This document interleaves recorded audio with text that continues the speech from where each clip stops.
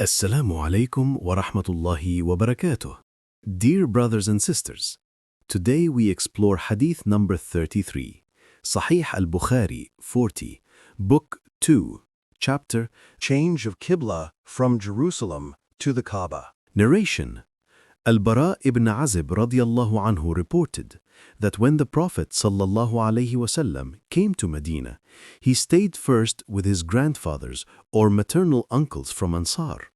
He offered his prayers facing Bayt al-Maqdis, Jerusalem, for 16 or 17 months, but he wished that he could pray facing the Kabah at Makkah. The first prayer which he offered facing the Kabah was the Asr prayer in the company of some people. Then one of those who had offered that prayer with him came out and passed by some people in a mosque who were bowing during their prayers facing Jerusalem. He said, addressing them, "By Allah, I testify that I have prayed with Allah's Messenger sallallahu alaihi wasallam facing Makkah, the Kaaba." Hearing that, those people changed their direction towards the Kaaba immediately. Jews and the people of the scriptures used to be pleased to see the Prophet sallallahu alaihi wasallam facing Jerusalem in prayers, but when he changed his direction towards the Kaaba during the prayers, they disapproved of it. Al-Bara added, "Before we changed our direction towards the Kaaba in prayers, some Muslims had died or had been killed, and we did not know what to say about them regarding their prayers. Allah then revealed, وَمَا كَانَ اللَّهُ لِيُضِيعَ إِيمَانَكُمْ, and Allah would never make your faith prayers to be lost. The prayers of those Muslims were valid." Surah Al-Baqarah, verse 143. Simplified lessons with examples. Obedience.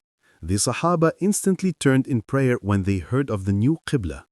This shows how true believers obey Allah and His Messenger sallallahu alaihi wasallam without delay.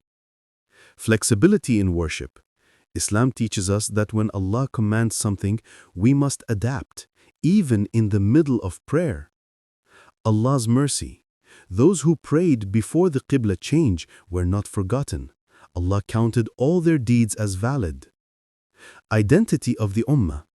The change of Qibla was a moment of distinction, showing that Muslims are a unique nation with their own direction of worship. Scholars' reflections. Imam Ibn Kathir explains that the Qibla change was a test to distinguish true believers from the hesitant. It was about submission to Allah's will.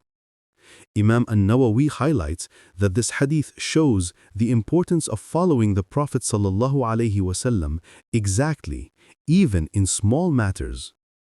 Shaykh Ibn Uthaymin said, "This hadith is a lesson in trust. When you obey Allah, none of your past deeds are lost. Allah values sincerity, not just direction." A powerful lesson.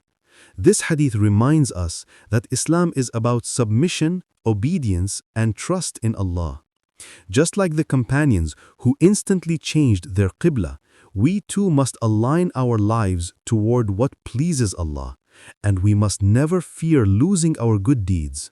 Allah is most just and most merciful. Thank you for watching.